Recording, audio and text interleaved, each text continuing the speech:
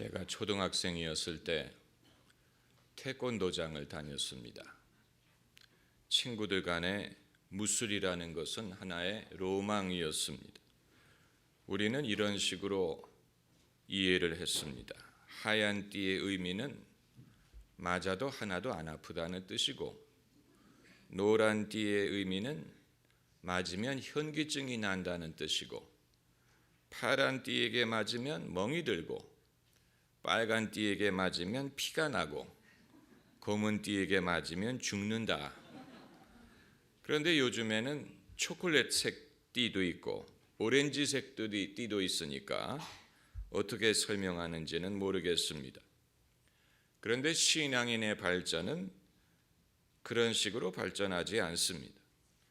교회를 다니는 것은 무슨 도장을 다니는 것과 같지 않습니다.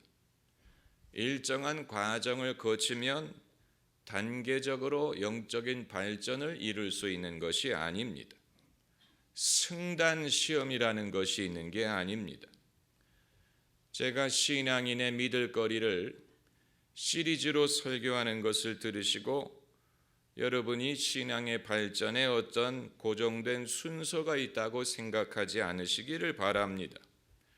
어떤 순서대로 믿기만 하면 신앙의 검은 띠를 따게 되는 것이 아닙니다. 그럼 왜 그런 순서대로 설교를 하느냐? 무작위로 할 수 없기 때문에 최소한의 합리적인 순서를 따르는 것이지, 반드시 모든 사람이 이런 순서대로 믿음을 쌓아나가야 된다고 말씀드리는 것은 아닙니다. 신앙이라는 것은 단기적으로 발전하는 사람도 있고 장기간에 아무런 발전이 없는 사람도 있고 도중에 넘어지는 사람도 있고 별의별 사람이 다 있습니다. 그러므로 누가 나보다 앞서간다고 부러워할 필요도 없습니다.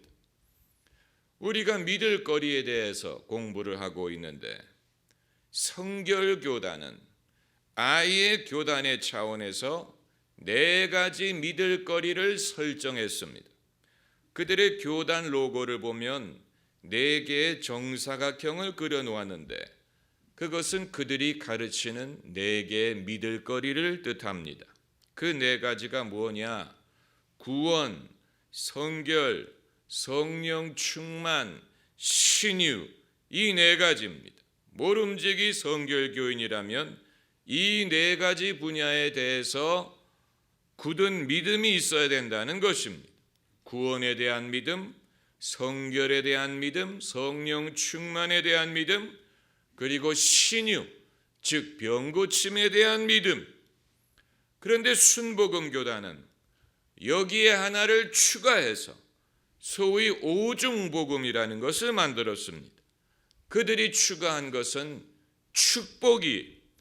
그래서 순복음교단이 가르치는 5가지 믿을 거리는 구원, 성결, 성령 충만, 신유, 축복.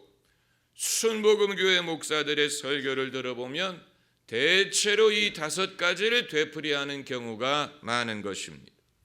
제가 이 말씀을 드리는 이유는 우리가 그리스도인들의 믿을 거리를 말하다 보면 성결교단이나 순복음교회의 전철을 밟을 수가 있기 때문입니다. 구체적인 믿을 거리를 말하다 보면 결국 이 몇 가지 범주에 머무를 수가 있는 것입니다. 미국에 유행하는 번영신학, 소위 프로스페리티 가스펠이 한국에도 영향을 많이 끼쳤습니다. 번영신학에는 여러 별명이 있는데 그 중에 하나가 Health and Wealth Gospel이라는 거예요. Health and Wealth, 건강과 번영이라는 뜻 아닙니까?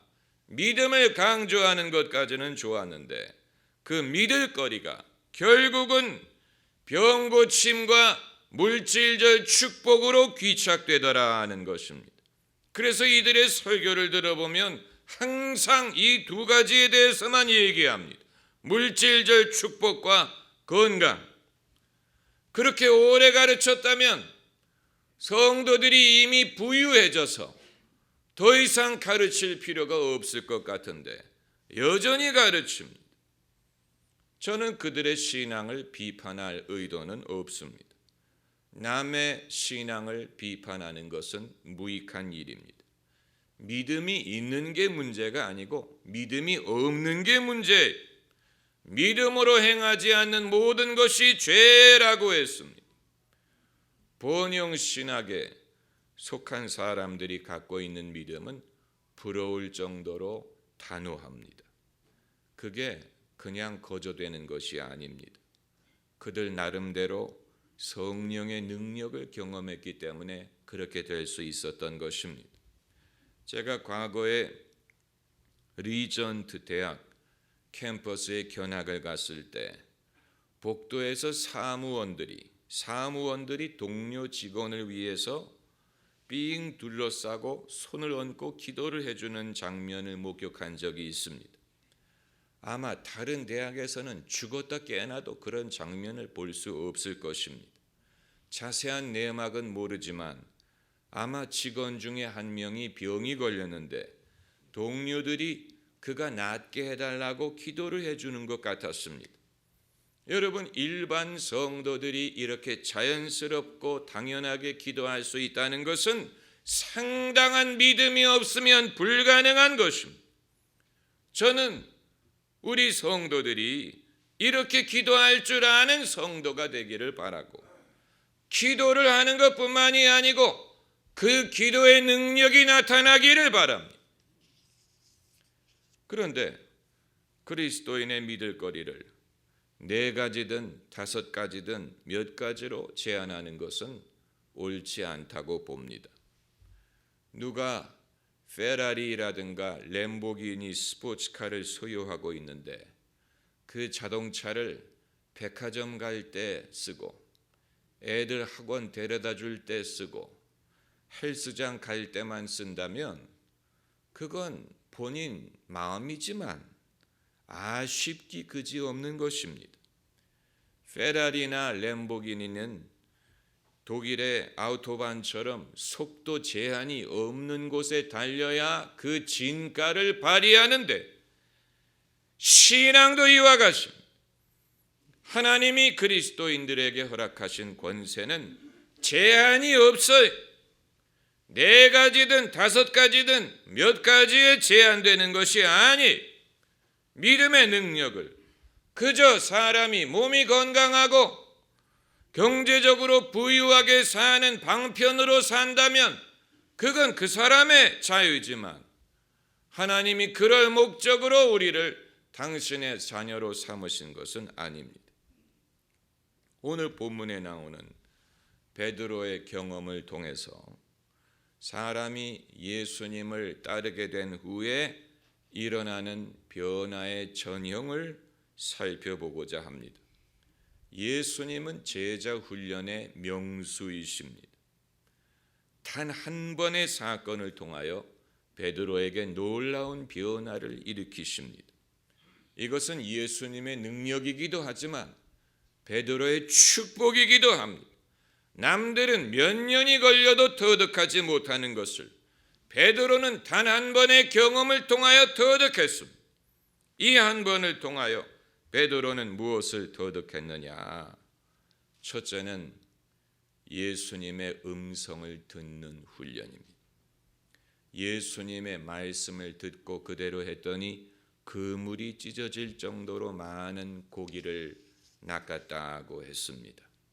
5절 말씀에 선생이여 우리가 밤이 맞도록 수고를 하였으되 얻은 것이 없지만은 말씀에 의지하여 그물을 내리리이다 하고 그리한즉 고기를 애운 것이 심히 많아 그물이 찢어지는지라.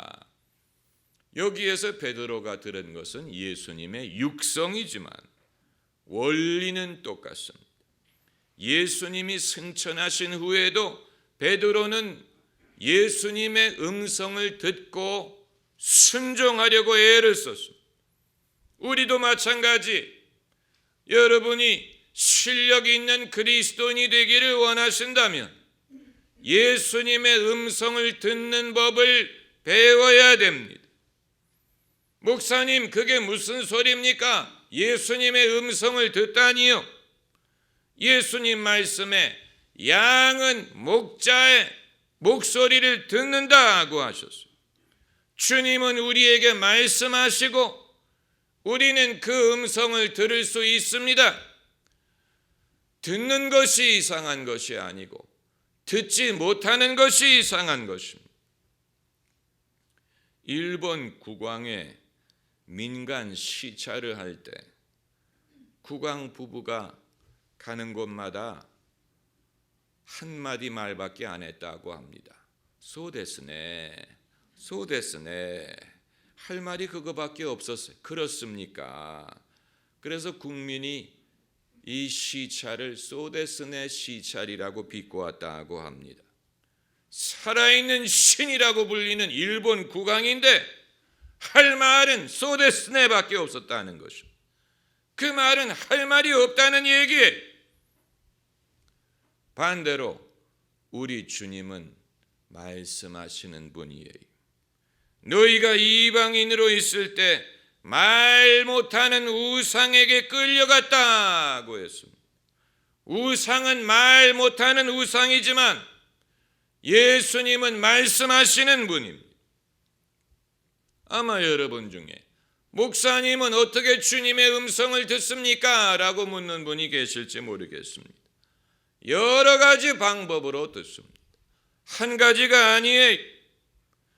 때로는 세미한 음성으로 듣고, 때로는 마음의 깨달음으로 듣고, 때로는 그냥 알고, 때로는 방언과 통역, 예언을 통해서 주님의 음성을 듣고 성경 구절을 묵상하다가 주님의 음성을 듣습니다. 더 자주 듣지 못하는 것이 부끄러울 정도입니다.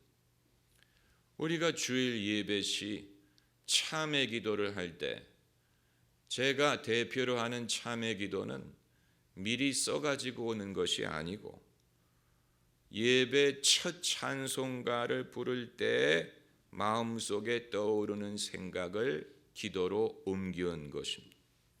사실 미묘한 것입니다. 왜냐하면 여러분이 어떤 죄를 지적해야 할지를 감지해야 되는 것이고 한편으로는 여러분의 죄를 지적해야 되고 또 한편으로는 거기에 대한 하나님의 긍휼을 말해야 되니까 미묘하지 않습니까? 병 주고 약 주는 식이지요. 그것도 2, 3분의 짧은 시간에. 그러나 첫 찬송가를 부를 때 조용히 방언으로 기도하면 마음속에 생각이 뭉게구름처럼 떠오릅니다. 어떤 때는 생각의 흐름이 하도 빨라서 잊어버립니다. 그런데 잊어버리면 큰일 납니다. 왜냐하면 여기 나와서 무슨 말을 해야 될지 모를 것이기 때문에. 그렇다고 되돌아가면 생각의 흐름이 끝나버립니다. 끝쳐버립니다. 뒤로 돌아가는 것을 성령이 허락하지 않습니다. 그렇기 때문에 성령의 생각의 흐름도 쫓아가야 되고 이전의 말씀도 기억을 해야 되고 그것을 조리 있게 말로 옮겨야 됩니다. 그렇게 해서 참회 기도를 하는 것입니다. 여러분도 한번 해보세요.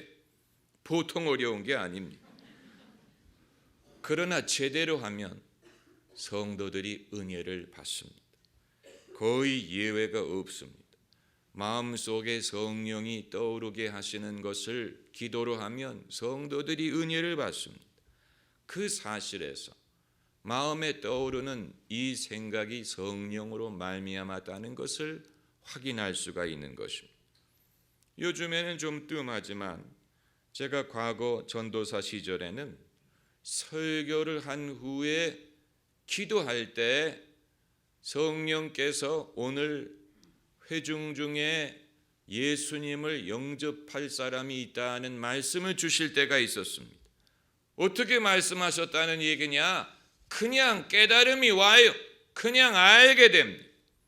그래서 기도하다가 오늘 여러분 중에 예수님을 처음 영접할 사람이 있는데 그런 사람이 있으면 일어나라. 그러면 분명히 누군가가 일어납니다. 그런데 기도할 때 그런 생각이 들지 않는데 임의로 혹시 여러분 중에 예수님 영접할 분 계십니까? 라고 말하면 아무도 안 일어납니다. 참 이상하지요? 성령이 주시는 생각과 제 임의의 생각이 다르다는 것을 보여주는 것입니다.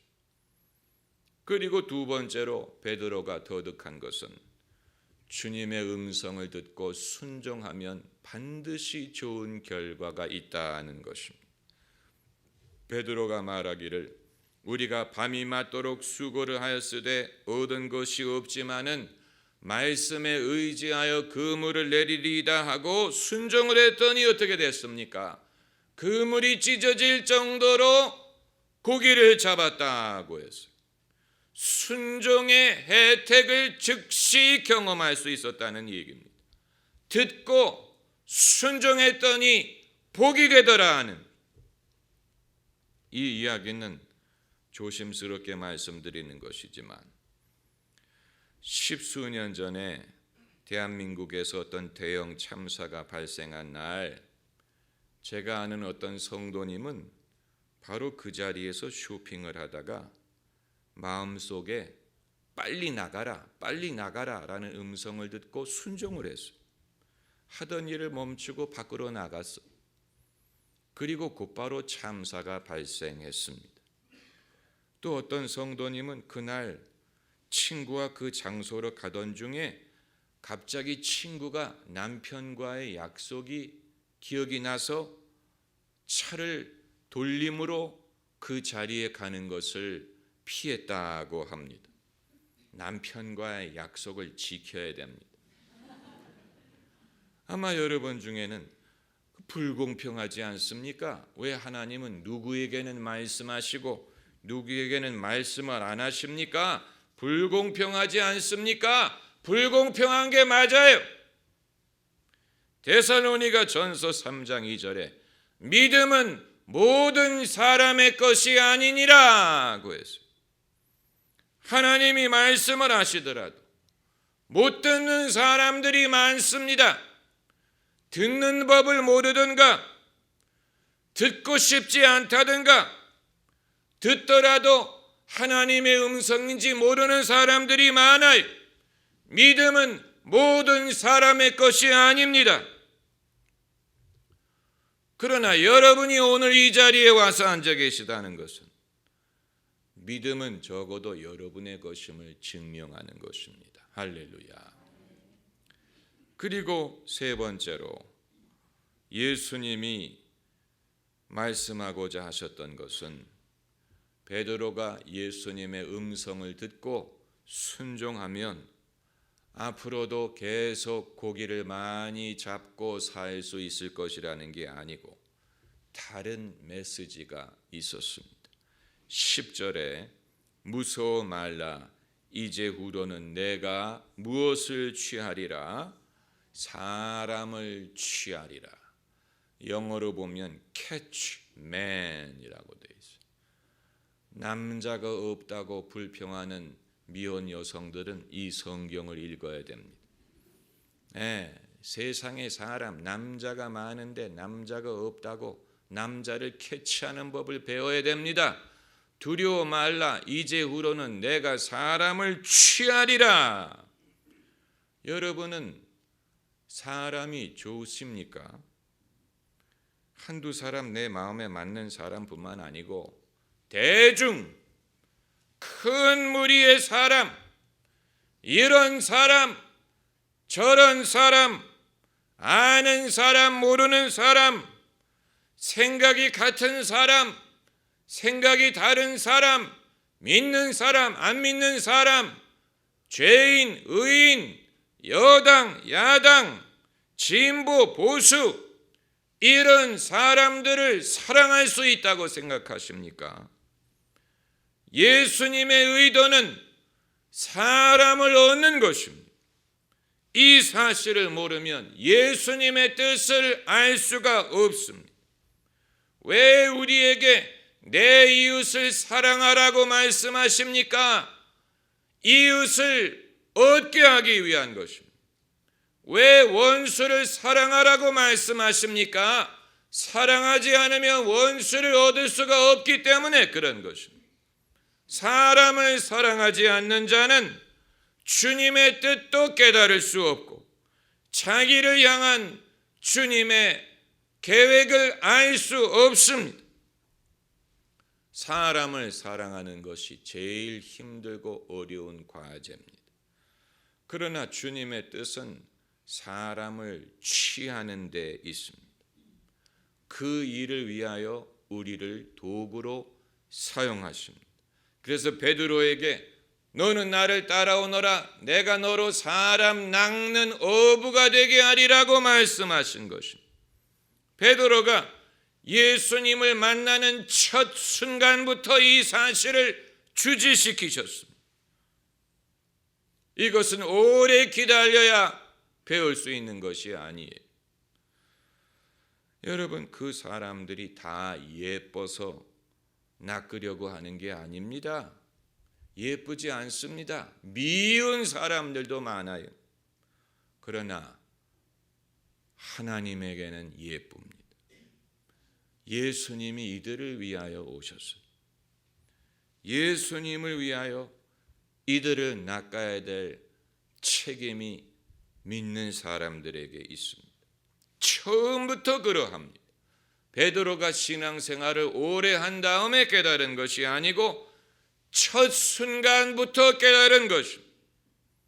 예수님을 믿는 사람에게는 목적의 변화가 일어나게 하시는 것입니다. 할렐루야. 기도하십시다.